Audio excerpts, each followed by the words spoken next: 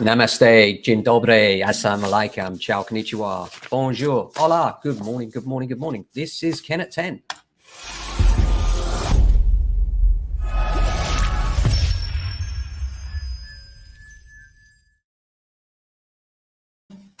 Hello, hello, hello. Good morning once more. Post-budget day, or I should say autumn statement, because apparently it's not a budget, but it really was a budget, wasn't it, in all but name? How are you? I hope you're doing well. Did it hit you hard? I think it hit everyone, didn't it? It was never going to be good news, though.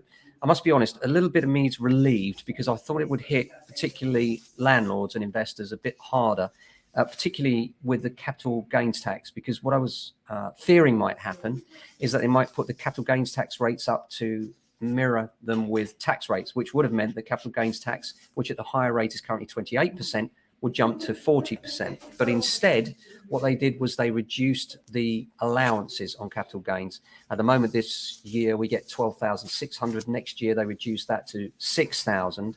And to put some meat on the bones and tell you what that means, if you had a £100,000 gain, then roughly you'd be about £2,000 worse off if you sell post-April next year. And then, of course, it gets worse the year after because it goes down to 3,000. So significant, but in the scheme of gains, you know, it's not massive. It's not going to be a significant difference and change people's motivational decision, I think, widely. The other announcement was on stamp duty for first-time buyers, and just a little bit of news on that. Not really big news. They've left things the same, which is quite good, until 2025. There's a lot of time between now and 2025. So I suspect we might have some more stamp duty tinkering between now and then. We usually do have, don't we? But what it said was, I mean, if you think about it this way, in September, the government raised the threshold at which home buyers start paying the duty from £125,000 to £250,000. In addition, it increased the threshold at which first-time buyers start paying stamp duty from £300,000 to £425,000. But what he announced was that the changes will be reversed in 2025. It means that from 2025, home buyers won't pay stamp duty on the first £125,000 of main residential purchase, while first-time buyers won't pay on the first £300,000. I think there might be some more tinkering between now and then, and it's way in the future. He's kicked that one into the long grass, hasn't he? So we'll see what happens there.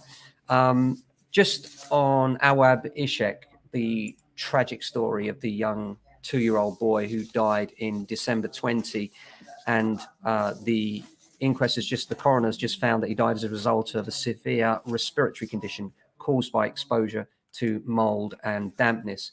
And the Rochdale Borough-wide housing, which managed the property, was not equipped for dealing with the excess condensation and dampness. Now, if you do have dampness and condensation, in the vast majority of cases, it's not fatal and can be dealt with quite easily. So if you do need a leaflet on it, then please do drop me an email, ken@jamesalexander.com. Happy to send it out to you.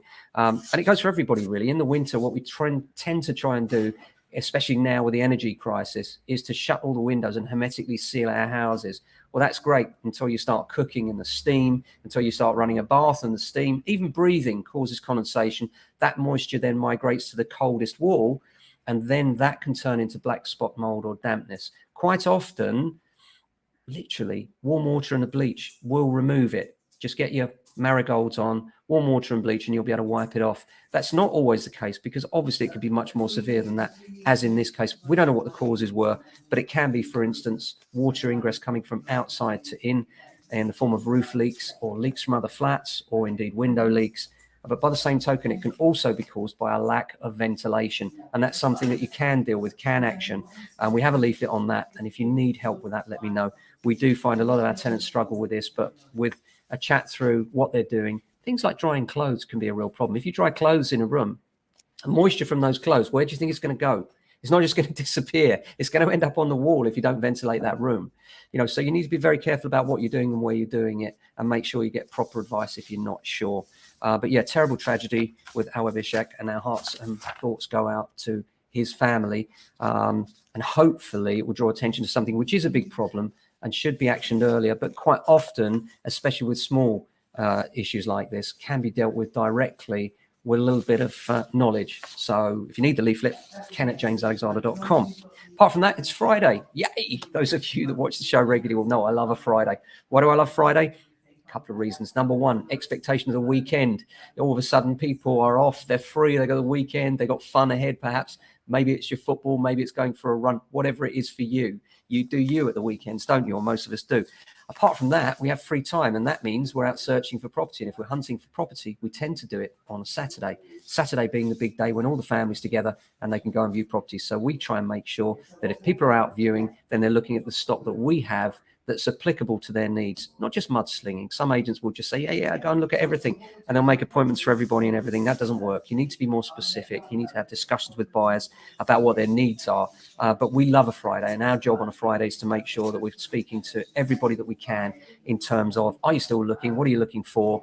And then making sure that if we've got things for them, that we go out and show them those things. Let's talk a little bit about the economy, because I know a lot of you are worried about that. I just thought I'd go through that quickly. Inflation, 11.1%, the highest for 40 years. Drivers for that, obviously, energy shocks, income pressure, and confidence is lower than it's been. That's understandable, isn't it, given what's gone on? Economists think that the economy will be flatlining, going into a mild recession. So not a mega recession, but a mild recession. Many agents are guilty, I think, of telling people that everything's fine, nothing's changed. And that's just a lie. Things have changed. We've had 8 interest rate rises in a row. Things are different. So where are interest rates going? What will happen next year? Economists seem to think the interest rate will peak, that is the base rate of the Bank of England, will peak somewhere between 4.5 and 5%. My gut feeling is that we are looking at interest rates going up again, probably to 4% as a peak. Many of the lenders and the long-term gilt rates come into this as well. I've already priced that into the offers they're giving. So we expect that we'll get falling actual main building society and bank lending rates next year.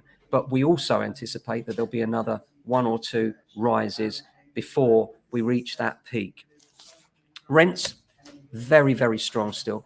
Transaction levels are steady as far as the property market's concerned, and rents are very, very strong. Of course, if people aren't sure about what's going on, what will they do if they're not buying? Well, they'll rent. And that puts further pressure on an already overpressurized sector of the market, which is driving rents even higher. So the rental market is nuts. But one thing I should say while I'm on, and this is really heartfelt, at the moment, we're having to speak to a lot of tenants about rises in their rents. And I have to say, of the hundreds of tenants that we've spoken to, they've been absolutely amazing, and fantastic. We just love our tenants here at James Alexander, and I think it's partly because we pick nice people in the first place, and partly because they are nice people. And I think sometimes that's lost in the mix a bit. So many, many thanks to you, our tenants, that have been so understanding where rents have had to go up. Of course, we've looked to compromise wherever possible with the landlords and not press them too hard.